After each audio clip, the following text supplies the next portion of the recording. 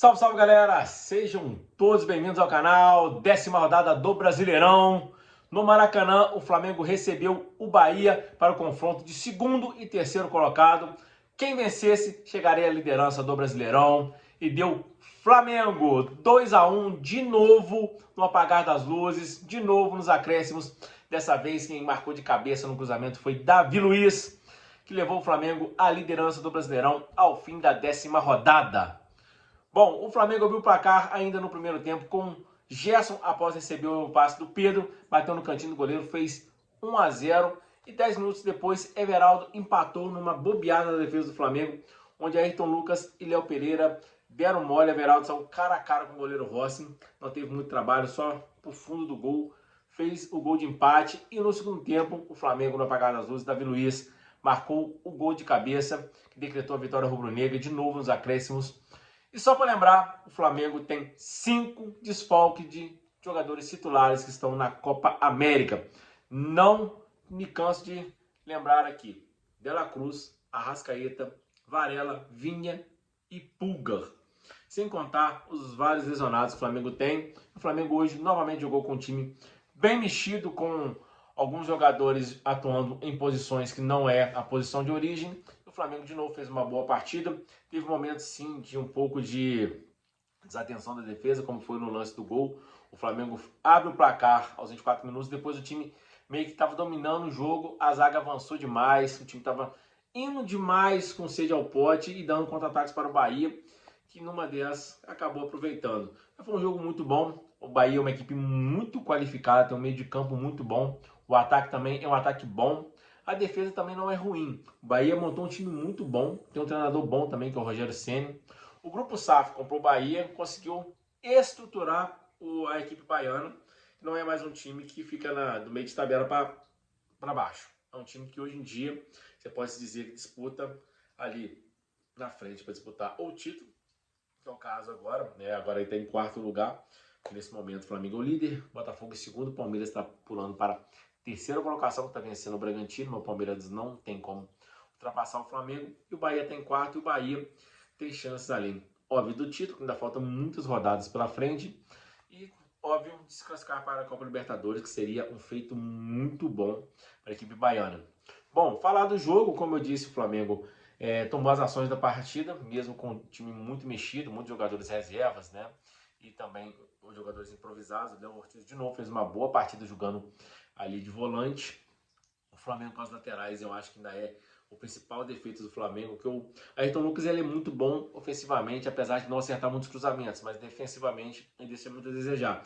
E o Wesley é ruim nas duas, defendendo e atacando. O Wesley e o Ayrton Lucas hoje tiveram várias bolas no primeiro e no segundo tempo, que se capricha um pouco mais no cruzamento, poderia ter deixado algum jogador em condição de finalizar para o gol.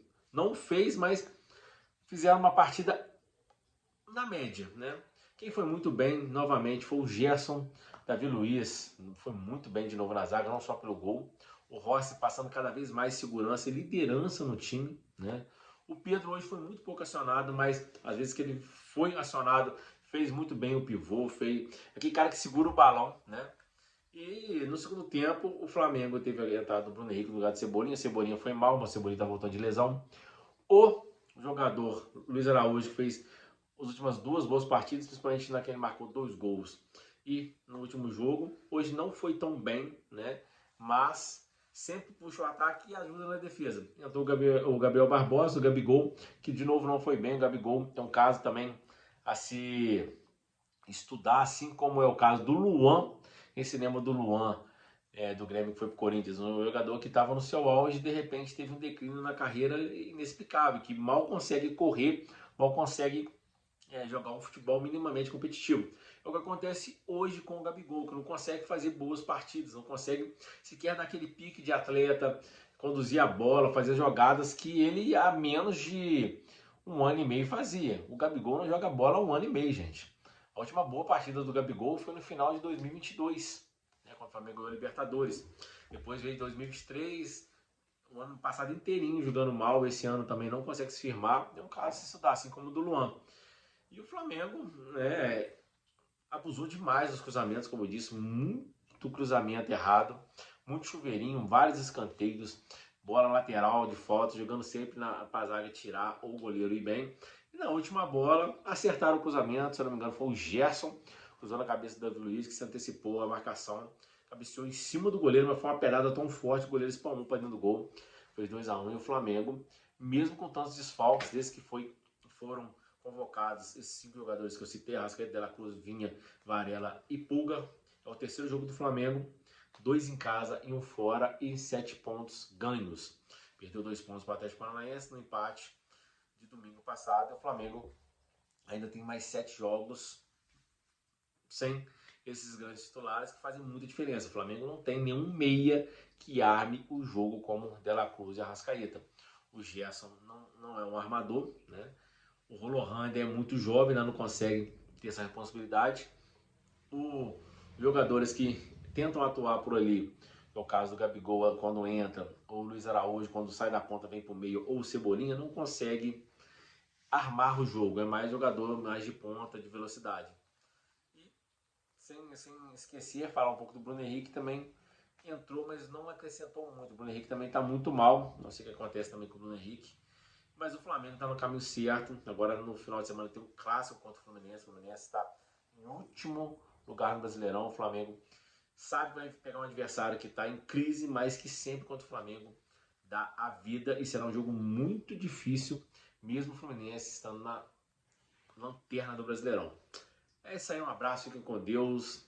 Liderança do Flamengo. Ainda faltam 28 rodadas, mas com esses desfalques, o Flamengo tem que fazer o máximo de ponto possível para se manter ali em cima na liderança, principalmente agora que o Palmeiras chegou. O Palmeiras vem numa sequência muito boa, até há pouco estava vencendo o Bragantino, não sei se continua, está chegando a terceiro lugar com 20 pontos, ficando um ponto atrás do Flamengo. Esse é um abraço, com Deus e tamo junto.